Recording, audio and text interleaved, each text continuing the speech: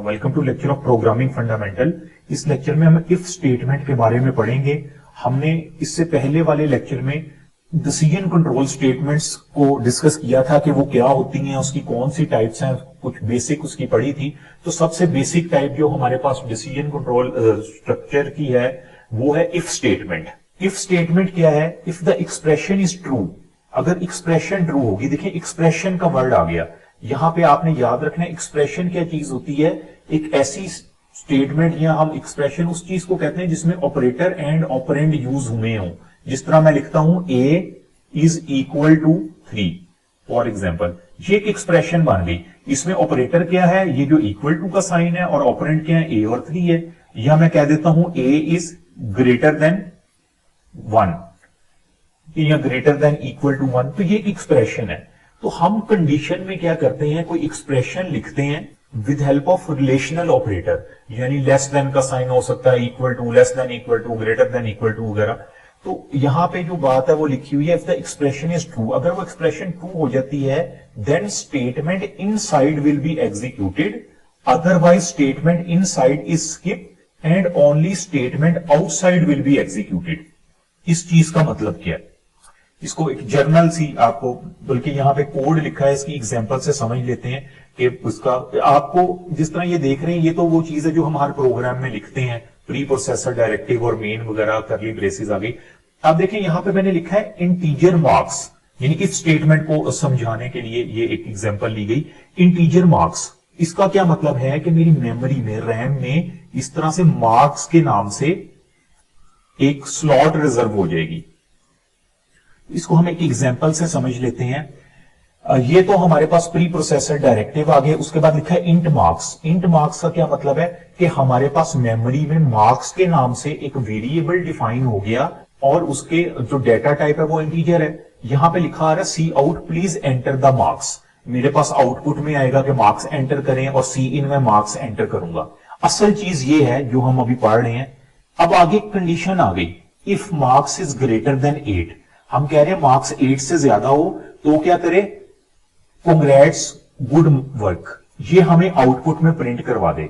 यानी अगर मार्क्स 8 या 8 से कम होंगे तो क्या होगा, ये वाली कंडीशन एग्जीक्यूट नहीं होगी। यानी अगर ये इफ वाली कंडीशन ही गलत हो गई या फॉल्स हो गई तो क्या होगा, हमारा कंट्रोल इफ से बाहर निकल आएगा।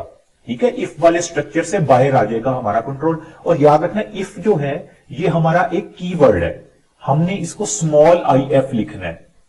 कीवर्ड है यानी कीवर्ड से मुराद एक हमारी लैंग्वेज के अंदर प्री डिफाइंड वर्ड है ये, जिसका कोई ना कोई स्पेसिफिक मीनिंग है। तो इसलिए आई एफ स्मॉल में हम लिखेंगे। और सिंटेक्स उसका क्या है, हमने ब्रैकेट में कंडीशन लिखनी है। कंडीशन में हम कोई रिलेशनल ऑपरेटर यूज करते हैं और उसके बाद आपने कोई सेमी कॉलन नहीं ऐड करना। जिस तरह यहां पे आप देख रहे हैं कोई सेमी कॉलन नहीं ऐड करना, फिर आपकी कंडीशन आ जाएगी। अब अगर मैं इसको देखूं कि हम इसको क्या रिजल्ट इसका किस तरह से आएगा, तो आप देखें सबसे पहले मैंने लिखा हुआ है C out please enter the marks. यहां पे अगर आप देख सकें C out please enter the marks, तो मेरे पास आउटपुट में सबसे ऊपर लिखा आ जाएगा प्लीज एंटर द मार्क्स। आगे लिखा हुआ एंड एल, यानी मैं इस लाइन में मेरा कर्सर इधर आ जाएगा। और फिर सी इन मार्क्स, यानी यूजर को कहा जाएगा कि मार्क्स एंटर करो। यूजर ने फॉर एग्जांपल 10 एंटर कर दिया। अब जब यूजर ने 10 एंटर किया तो उसके बाद क्या होगा, 10 एंटर किया इसका मतलब ये कंडीशन पूरी हो गई, ट्रू हो गई कंडीशन, क्योंकि मार्क्स ग्रेटर देन 8 हो गए। अगर ये कंडीशन ट्रू हो जाएगी तो उसके अंदर ये वाली स्टेटमेंट एग्जीक्यूट हो जाएगी, सी आउट वाली, और वहां पे देखें लिखा आ गया कांग्रेट्स गुड वर्क। इस तरह से होगा। एक चीज और आपने याद रखनी है कि जब हम इफ स्टेटमेंट लिखते हैं, मैंने तो भी ये लिखा ना कि अगर मार्क्स ग्रेटर देन 8 होंगे तो मेरे पास ये वाला जो है सी आउट एग्जीक्यूट हो जाएगा। अगर मैं चाह रहा हूं ये भी एग्जीक्यूट हो, इसके अलावा कुछ और भी हो, मैं यानी 2-3 उसकी लिखना चाह रहा हूं कि अगर कंडीशन मेरी ट्रू हो जाए तो मेरे पास कोई 2-3 चीजें मैं एग्जीक्यूट करवाना चाह रहा हूं कि मेरे पास क्या मैसेज है, तो फिर आपके लिए ये चीज जरूरी होगी कि आप वो सारी कंडीशन इन करली ब्रेसेस के अंदर लिखें। अभी तो मैंने एक कंडीशन लिखी और ये करली ब्रेसेस के अंदर लिखी है, बल्कि मैं यहां से इसको थोड़ा सा इरेज करता हूं ताकि आपको ये रेड कलर की करली ब्रेसेस विजिबल हो जाए। ये देखिएगा, मैं इसका कलर भी यहां से चेंज कर लेता हूं। आप ये देखिएगा ये वाली जो ब्रेसेस हैं ये हम क्यों डालते हैं, हमने जहां इफ स्टेटमेंट लिखते हैं उसके बाद अगर वो ट्रू हो जाए, कोई चीज एग्जीक्यूट करवानी हो, तो आपने एक प्रैक्टिस ज़हन में रखनी है, आपने उसको करली ब्रेसेस में लिखना है। अगर तो एक ही स्टेटमेंट हो ना, मैं यहां पे ब्रेसेस ना भी डालूं, मैं ये लिख दूं, तो ये एग्जीक्यूट हो जाएगा। लेकिन ये भी तो हो सकता है ना, अगर आप इस तरह से करवाना चाह रहे हो कि मार्क्स इज ग्रेटर देन 8 है, कांग्रेट्स, गुड वर्क, और फिर उसके बाद आप कुछ और भी चाह रहे हैं, कोई और भी चीज, यानी एक और दफा आप सी आउट लिख के कुछ और प्रिंट करवाना चाह रहे हैं, तो फिर जरूरी है कि वहां पे करली ब्रेसेस हो। और अच्छी प्रैक्टिस के लिए भी आपको चाहिए कि आप इस चीज को आदत बना लें, जब भी इफ स्टेटमेंट लिखें, उसके इफ स्टेटमेंट के पूरे होने पे यानी ट्रू होने पे जो चीज आपने एग्जीक्यूट करवानी है उसको करली ब्रेसेस के अंदर लिखें। दोबारा देखते हैं जी एक और वही एग्जाम्पल। यहां तक तो वो सेम है, ठीक है, यहां तक सारा सेम है। और ये देखें, हमने कहा कि अगर मार्क्स ग्रेटर देन 8 हो तो हमारे पास आए कांग्रेट्स, गुड वर्क, और फिर नीचे लिखा हुआ सी आउट प्रोग्राम एंड। अब इसका क्या मकसद है? जब हम इसको एग्जीक्यूट करेंगे ना, हमारे पास सबसे पहले तो ये वाला सी आउट आ जाएगा, प्लीज एंटर द मार्क्स, ये आप देख सकते हैं यहां पे लिखा है, ये आ गया। उसके बाद सी इन मार्क्स, कि हम मार्क्स एंटर करें, मार्क्स एंटर किए 15, यानी ये वाली condition if marks is greater than 8 पूरी हो गई। जब पूरी हो गई तो उसका मतलब है कि ये चीज एग्जीक्यूट होगी, कंडीशन पूरी हो गई तो वो उसमें आ गया, और कांग्रेट्स, गुड वर्क भी आ गया हमारे पास। उसके बाद क्या हमने आखिर में, ये बाहर कंडीशन वाला तो पार्ट ये था, ये जिसको मैंने सर्कल कर दिया ना, ये कंडीशन वाला पार्ट था। जब वो पूरी होगी उसके बाद ये आखिरी स्टेटमेंट लिखी थी सी आउट प्रोग्राम एंड, उसने ये प्रोग्राम एंड भी हमें यहां पे दे दिया। यहां पे एक और जो पॉइंट इंपॉर्टेंट है वो ये है, मसलन मैं लिखता मार्क्स यहां पे 15 है ना, मैं मार्क्स 7 एंटर करता हूं।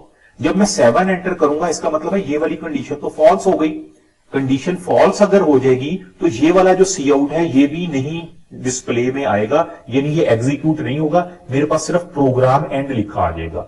यानी जिस तरह इधर 15 है ना, फॉर एग्जांपल मैं यहां पे 7 इनपुट देता, 7 इनपुट देता, तो ये जो कांग्रेट्स, गुड वर्क है, ये वाली स्टेटमेंट एग्जीक्यूट नहीं करनी थी, क्योंकि मैंने इफ से बाहर चले जाना था। इफ के अंदर वाली स्टेटमेंट उस वक्त ही एग्जीक्यूट होगी जब मेरी कंडीशन ट्रू होगी या कंडीशन पूरी होगी। उसके बाद कंडीशन अगर पूरी नहीं हुई तो यहां पे मैं एंड पे आ गया, एंड पे जो चीज लिखी है वो एग्जीक्यूट हो गई। यानी ये जो आखिर वाला सी आउट है ना, इसने एग्जीक्यूट होना ही है, कंडीशन पूरी हो या ना हो। अगर कंडीशन पूरी होगी तो उस कंडीशन के अंदर जो हमने लिखा है कि कंडीशन पूरी होने पे जो चीज एग्जीक्यूट हो वो चीज एग्जीक्यूट होगी, और उसके बाद उस कंडीशन से बाहर आके जो भी चीज होगा बाकी प्रोग्राम आगे रन होना शुरू हो जाएगा।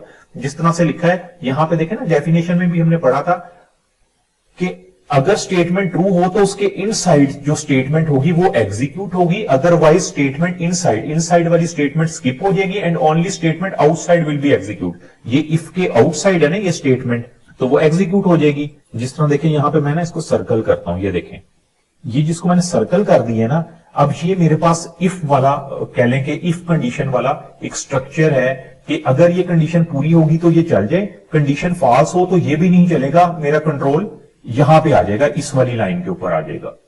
तो ये बेसिकली बेसिक वर्किंग है हमारी इफ स्टेटमेंट की। Thank you.